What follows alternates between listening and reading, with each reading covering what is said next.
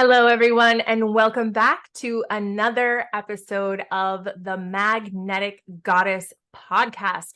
I'm your host, Amy Lee Westervelt, and today I have an awesome guest. She is a good friend of mine. She is a hoot and a holler, and she is here to help women to break free of the cycle of drinking wine for the sake of it. Susan Dickerson is here. She is a wine-free living mentor. Welcome, Susan, to the show. Oh, so happy to see you, and a big hello to the Amy Lee community. Absolutely. I'm so excited to have you here. And I think that what we're going to talk about today is so important for women because I think a lot of women kind of get stuck in this idea that in order to be successful, there are certain identities or certain patterns that you need to take on. And so I'm really excited to get started on this topic today. So thank you again for being here. It's an absolute pleasure, and I think the more choices and freedoms we can open up for women all over the world, the better. Because you can only ever be yourself, and you're beautiful. So come, show up, share yourself with the world, just like this one over here. I love that. You're so cute. So tell me, when did you or how did you determine that? And I mean, I have my own reasons, but I'm curious to hear yours. How did you determine that wine was in some way a detriment to the well-being of women? Like, where did you start to see these patterns show up? Well, essentially, I noticed it in my everyday life because I worked for a very long time in the magazine publishing industry. And so journalism is a really hard drinking profession. And I was noticing that the women who were running the business, who were further up the food chain than me, they were really starting to lean into wine in terms of when it was their birthday, there'd be all these millions of bottles kind of appearing on their desk. And I'm thinking, it's like, happy birthday, drink champagne. Oh my God, she's got about 3 or 4 bottles. And it was just a big part of the culture, and it was what the women were talking about in terms of, wine always seemed to be a constant, whether they were celebrating, whether they were commiserating, and how, they were spending a fair amount of money on it as well. It seemed like it was an essential part of the shopping list. Mm-hmm, mm-hmm. And do you feel like it had or at least for you, in what you've seen, do you feel like it had a negative effect on, say, like their work or their lifestyle, or where did you notice patterns there? Well, the other side of the coin was as well as the tendency to buy the wine and talk about it and enjoy, cooking with it and everything. They were also spending a lot of money on coffee. So, and talking about how tired they were. And it just felt like they weren't kind of joining the dots between the two, that maybe if they kind of addressed how much wine they were drinking, maybe their sleep quality would be better, they'd be less dehydrated. And then in the morning, when they're at work and wanting to be on top of it in a meeting, they wouldn't be reaching so much for the coffee. And the worst case scenario is you end up with an absolute banging head from drinking all the caffeine, which is kind of pushing down what was probably a little bit of a hangover from the night before with the wine. So it just felt like these really lovely women were just kind of bouncing between these two extremes, and no one was really talking about it. It just seemed to be, this is the way it is. This is how we live. This is what a successful woman does. She has the wine, she has the coffee, and this is how she rolls. And did you feel like, or do you feel like, when it comes to these two extremes of upper and downer and upper and downer, do you feel like that?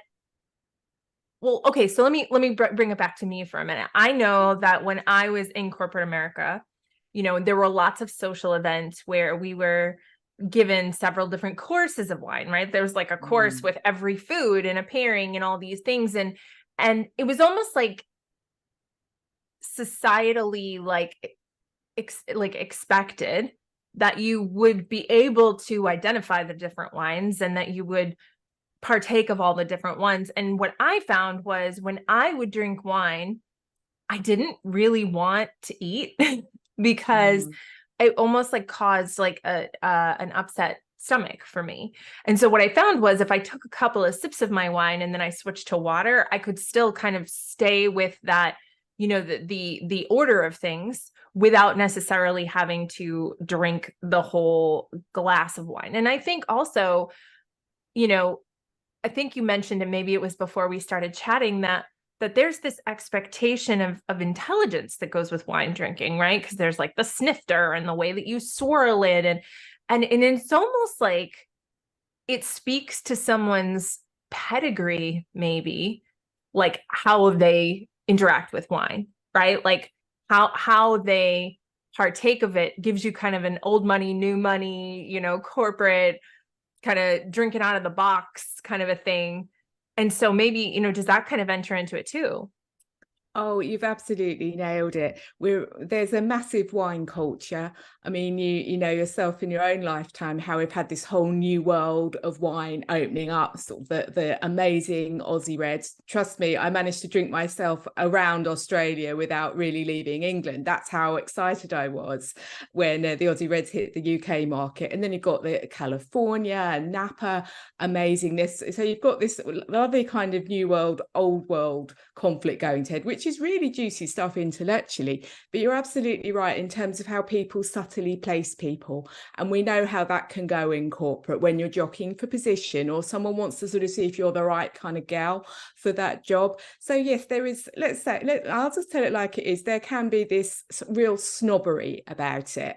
And I think you were so smart just to keep sipping the water, to be fair, because I'm delighted to report that in the hospitality industry now, there is a much better understanding, much more mindfulness about how, if you work in that industry, then you could very easily become a problem drinker because it's your normal. So definitely there is a whole kind of wine identity thing going around, and there is so much to choose from, so many different brands to choose from. Every time you go to the market, you can pretty much pick out and think, yeah, how much money do I have to spend? What does my wine bottle say about me when I buy it to take it to a party, when I choose something to drink, when I'm on a date, when I want to impress somebody? Which wine shall I get for the big milestone birthday that's coming up for a friend or a family member? You're absolutely right. It can touch so many aspects of our lives if we so choose to, and we're just kind of oblivious to it because it's everywhere. It's so normal and shoppable. And speaking of everywhere, when I really think about wine, I mean, of course, there's the connoisseurs and the corporate side, but what I think of when I think of wine, especially as a mom of 5, is something that I get to have because my life sucks. Like that's how wine is painted for stay-at-home moms and wives, right? It's like you've worked so hard all day, being with your own offspring, taking care of things. You deserve to drink this stuff that tastes like swill. And it's yes. like, what now? What happened to my cupcake? Like, but it's almost like it's a right. It's not even a rite of passage. It's like, it's a numbing agent that is socially acceptable because we've told you that everything about your life is out of alignment with what you really want. So as a consolation prize for the children that you wanted to have and the house that you couldn't wait to buy and all of the things that are actually what you want, that at the end of that, here's this consolation prize that it's almost like women feel like they need permission to relax and let go. And wine is the acceptable permission that's afforded to you at the end of that day. Absolutely. The whole kind of idea of sort of mummy's special juice, just I find absolutely shocking. And I think, in sort of 10, 20 years time, we're going to be absolutely horrified and think, wait, what? We've had a whole industry built around trying to make wine self-care, when in excess it's self-harm, and we have wrecked the livers and these lives of so many women globally. What to line some rich dude's pockets still further? It's incredible when we look at it out of that, and a very, very poor consolation prize if you're so unhappy or just feeling so alone in your marriage, in your situation, that all you've got is this bottle of vinegar basically to see you through. It's something that we often see, that when people start to kind of isolate themselves when they're over drinking, they stop reaching out to their girlfriends and they start worrying that no one will understand, and they worry about feeling judged, and then they think, oh my God, I'm going to have to go to AA and I don't want to do that because that's really rough. So it's so important to be honest with yourself about everything you're doing, whether, to manage your feelings, or when you just don't feel that you can feel your feelings, because they're all valid. Every feeling is like a beautiful color. Seriously, you just have to get to know and appreciate them. Absolutely. So what would you say would be like a suggested first step if somebody was like, you know what, I drink wine every night at dinner, or every time we go to the office, I order one. Like, what would be your suggestion for how somebody could take the first step to, maybe if they're not ready to remove wine, but just to like minimize their dependency on it? Now, this is super easy, but you are going to spend a bit more time in the bathroom. Okay, please just drink more water, because this is just going to help you move the alcohol through your system. And it's also going to give your skin a chance to just keep hydrated. So the very least you can do, just drink more water to help balance the alcohol and the coffee. Wow, It really is as simple as that. That seems so easy. That's amazing. I Well, love if that. you're in the bathroom that much, then you're not even going to be able to get to the wine shop, let's face it. But in all seriousness as well, I think sometimes we forget, just because drinking at dinner can be very normalized, is that you might actually be a little bit over the limit. You may not have the best, clearest head for you to drive. And as a mum, that is terrifying, isn't it? The school run, nipping to appointments. So this is why the water is just going to help. It's just going to dilute whatever might be in your system, and just give your liver a little bit of reparation time. We haven't even touched on the fact that there are health ramifications, never mind the fogginess and the up and down and the mood swings. But yes, also it could literally turn your liver into, fillet. So this is not ideal. Absolutely. So if folks want to get a hold of you, if they want to find you, if they want to enter into this world with you and start doing this behind the scenes work, how do they find you? Well, the best thing to do is just come find me on Facebook and friend me.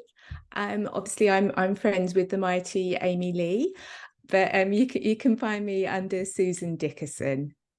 I love that. And I love that you're using your whole name now, because all of that power just rushes right back into your body, and it's delicious. And I am so glad that you took the time to be on the show today. This is such a fascinating topic. And I think so many women don't even realize that there are other choices. They don't realize, they become so indoctrinated by these habits and these social norms, that they don't even realize that there's a way to do it differently. And so I think my lucky stars that those women have opportunity to meet someone like you who can walk them through it. So thank you so much for being here, Susan. This has been amazing. It's been my absolute pleasure. Thank you, Amy Lee. You have yourself a lovely day. Absolutely. And that will do it for this week's episode of the Magnetic Goddess podcast. Until next time, may you be happy, may you be healthy, may you be safe, and may you be at peace.